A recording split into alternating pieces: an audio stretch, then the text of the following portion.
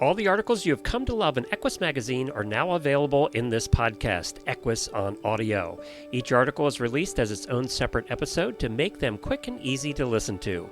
Search Equus on Audio to subscribe on your favorite podcast player, and you'll never miss an article.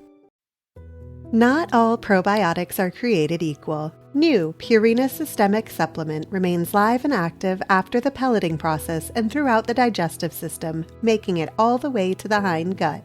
Systemic was designed to support normal recovery after exercise and occasional gastrointestinal stress. Whether you're using a probiotic now or not, it's time to use a live and active supplement from a name you trust. Visit mq.purinamills.com to try Purina Systemic Probiotic Supplement today.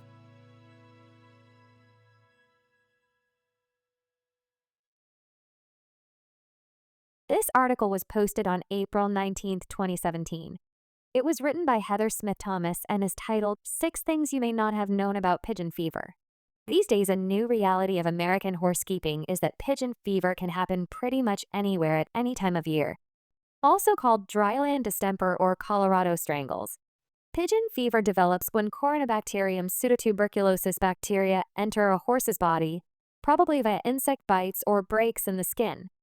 The infection, which usually causes abscesses in the chest or elsewhere in the horse's body, was first reported in horses in San Mateo County, San Francisco Bay Area of California in 1915. For much of the 20th century, pigeon fever was most commonly found in the Southwest and in California. But about 2 decades ago, pigeon fever began appearing in regions outside of its usual range. In 2002 and 2003, there were outbreaks in Kentucky, Wyoming, Utah, and Colorado, states where the disease had only been rarely encountered. In 2005 and 2007, outbreaks were reported in Oregon and Idaho. In 2012, more than 60 cases were reported in the northwestern panhandle of Florida. Though pigeon fever is still thought to be a California disease by many horsemen, it is now present in more than 25 states in all regions of the United States, including Hawaii. It is now recognized in Mexico and Western Canada, as well as all across the United States, says Sharon J. Spire, DVM, PhD of the University of California, Davis, adding that the condition is no longer a seasonal malady. We used to think it mainly showed up during summer and fall, but we are now seeing it year-round. Most horses make a full recovery, but it can take weeks for the disease to run its course, time that can put a serious crimp in training and riding schedules. Pigeon fever is not highly fatal like West Nile virus or tetanus, but it's a serious disease and a nuisance, says Spire. The internal infections can be life-threatening. For these reasons and more, it's a good idea to become familiar with pigeon fever, including what it looks like, how it occurs, and when your horse is most likely to get it. To help you get up to speed, here are 6 little known or sometimes forgotten facts about the infection. Number 1. Pigeon fever takes 3 forms. Once a horse becomes infected with C, pseudotuberculosis, the bacteria release a toxin that ultimately spurs the body to build a thick-walled abscess around the pathogens. The incubation period, the time between the initial infection and the formation of the abscess, is about 3 to 4 weeks. The infection appears in 3 different forms. External abscesses develop just under the skin or within the muscles near the surface of the body. Although these can appear anywhere, they are most common in the chest pectoral muscles and along the midline of the belly. This is by far the most common form of pigeon fever. According to one large study Spire and colleagues published of 538 cases, 91% of the horses had external abscesses, and nearly 60% of the abscesses were in the chest. Most horses recover fully once the abscess drains and the wound heals. Internal abscesses can develop when the bacteria are carried into the body and infect the liver, kidney, lungs, or other internal organs. This form of the disease isn't common, accounting for only 8% of all cases, according to Spire's study. But the internal abscesses are more difficult to identify and treat, and so these cases accounted for 40% of all fatalities. It takes longer for horses with internal abscesses to show signs of disease, and those that appear tend to be fairly nonspecific, such as lethargy, decreased appetite, fever, colic, coughing, and slash or weight loss. Ultrasound may be needed to locate abscesses, assess their size, and determine their maturity. Ulcerative lymphadenitis, which causes swelling and ulcerations on the lower legs, accounts for only about 1% of all cases. Abscesses form within lymph channels, causing marked swelling of a leg with abscesses that open along a chain or progress into cellulitis. Signs of ulcerative lymphadenitis include lameness, lethargy, and loss of appetite. Number 2. A fever may not be detected in most cases of pigeon fever. Only about a quarter of horses with pigeon fever will demonstrate fever. The first signs of pigeon fever depend on the location of the infection. Usually, a horse will develop one or more distinct hard and painful swellings, often on the chest or along the midline of the abdomen. The swellings can, however, appear anywhere on the body, especially if the bacteria entered the horse's body through a cut or abrasions. Often, the swellings that appear on the chest, legs, or hindquarters are confused with those caused by kicks from pasture mates. Number 3. Diagnosis often hinges on laboratory tests. Even a seemingly classic case of pigeon fever, with external abscesses that cause a horse's chest to bulge like a pigeon's, requires a bacterial culture for definitive diagnosis. I always tell clients that an abscess is just an abscess until you culture it, says Nathan Slovis, DVM of Hagyard Equine Medical Institute in Lexington, Kentucky. You don't know what organism is causing it. You can't just assume until it's cultured. It might be strangles, which could be much more serious, or a contaminated puncture wound. With internal infection, blood tests such as complete blood counts (CBCs) and serum biochemical profiles will show evidence of infection or chronic inflammation. In the absence of external abscesses, elevations in serum antibodies to C, pseudotuberculosis can also be helpful for diagnosis of internal infection. Internal abscesses can be caused by a variety of bacteria, and it's challenging to try to diagnose an internal abscess with cultures because most veterinarians are not going to stick a needle into an abscess in the abdomen to get a sample, says Slovis. Some blood tests might be helpful even though they are not 100% specific. They are the best tool we have right now, however, to rule in or rule out whether the horse has a pigeon fever internal abscess. The antibody test to check for C. Pseudotuberculosis is called the synergistic hemolysis inhibition Shy test.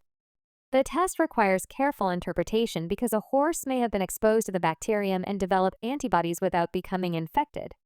That means that the Shy test is only part of the diagnostic puzzle for pigeon fever, says Spire.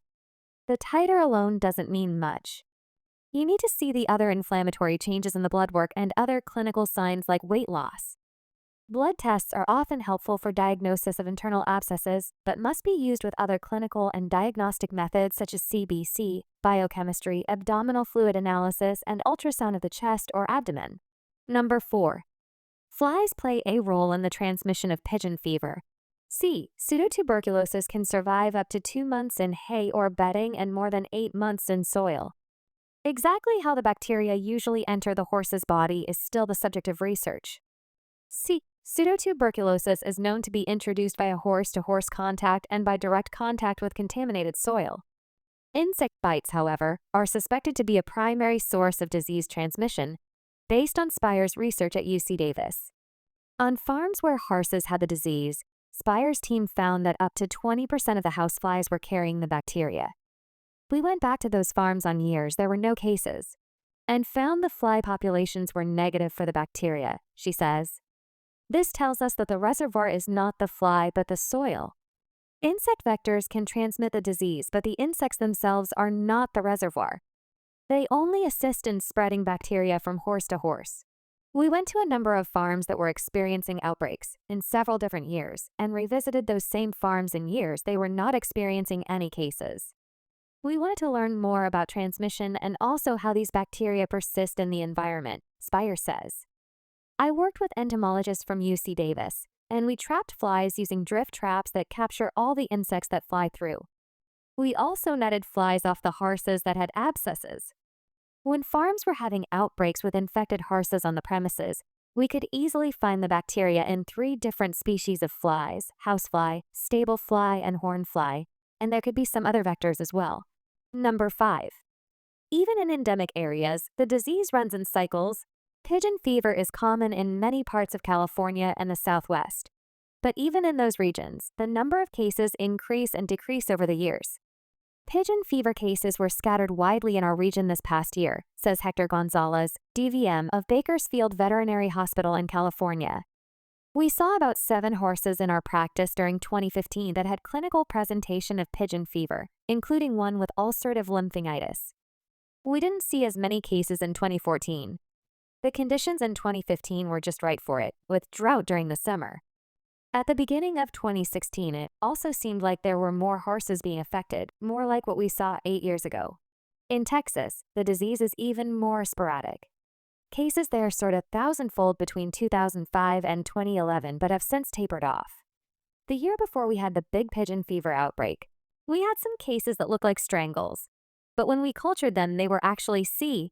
pseudotuberculosis. We thought that was quite interesting because we generally don't see pigeon fever here, says Ben Buchanan, DVM, of Brazos Valley Equine Hospital, which has multiple locations in Texas. I haven't seen a case here for about 2 years, however. We're back to like it was before the drought. Maybe the next time we get a big drought in Texas, we will see more cases again, but new infections seem to have stopped when it started raining. Number 6. Warming trends may be increasing the risk of pigeon fever. Climate change, which has brought hotter, more arid conditions to many regions, may be a factor in the spread of pigeon fever beyond its historic range. Based on what we've seen of epidemics in Texas, Colorado, and other states, it seems to increase in drought conditions, says Spire. The exact environmental conditions leading to epidemics are not completely understood. We know the bacteria survive very well when soils go from moist to dry conditions, which may allow the bacteria to spread more readily. One theory is that when weather is hot and dry, horses seek shade and pass manure where they are standing in the shade, she adds. These organisms really thrive in soil mixed with manure. In dry conditions, the soil underfoot becomes dusty and blows around. The horses are defecating, stomping their feet fighting flies, churning the soil and manure into dust. So the bacteria could potentially flourish and spread more readily in that situation. Dry, hot weather is likely to increase across the country as climate change takes hold. And as pigeon fever outbreaks occur, vigilance will be the key to protecting your horses. Horse owners should closely monitor their animals, says Gonzalez. If a horse starts to develop abscesses in the pectoral region or inguinal region or ventral edema at the lower abdomen, they need to consult their veterinarian who can obtain a culture